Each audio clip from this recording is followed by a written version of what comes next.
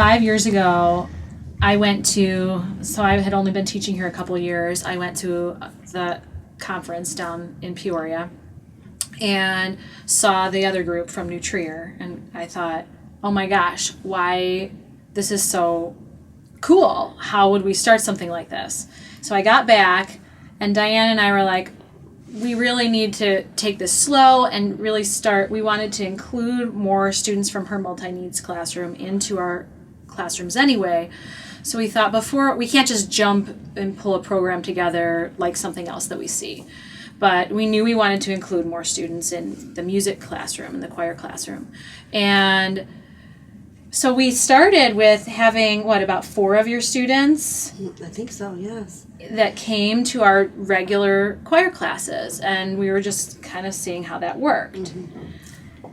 And before that, we had students who would maybe just attend music classes. Right.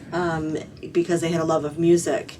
And we were very fortunate that we could just come down and experiment a little bit. Right. And then when the opportunity came up to maybe do the class, right. Then we just kind of started to jump in and see what the best way to do that would be. We have a great group of students that sing in our choral program, so I never felt like they weren't nice or kind, but we rehearse bell to bell. I mean, in our curricular choirs now, where they're singing for a grade, we start at 8 o'clock and we go till 8:50. I mean, there's not opportunity to get to know other kids in that context. There's after school stuff, there's lots of other ways. But so our special ed students would just be a part of that, and they might get to know the person who's sitting next to them, but the person sitting next to them is actually trying to learn how to read music. Latin. They're trying to learn how they have their own goals. Yeah. Which are less social communication than what some of Diane's students needed. Once they started working 8th period, it was just so much more relaxed, but not in a way that wasn't still very educational. Sure. So we could put structure behind it and say, okay, we're working on these speech goals. We wouldn't have to say anything about the social aspect. That just fell into place really naturally because now they're communicating, they're talking, they see each other as peers. And that part was huge. And that's a huge part of music. That's a huge part of a successful choir anyway.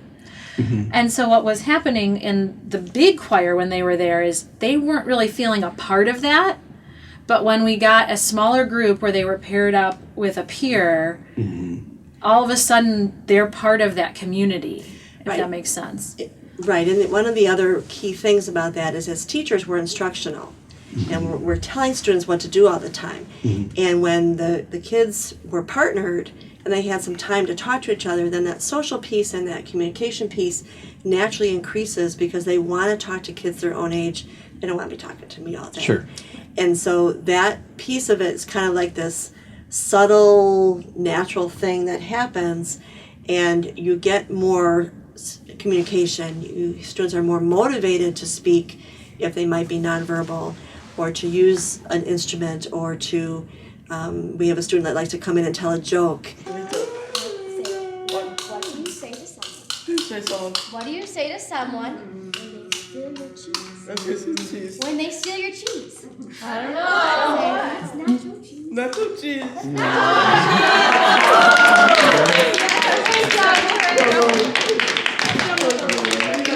And that's been very helpful for his communication. In fact, Amy, who was in a little bit earlier, she had a hard time coming to choir at first.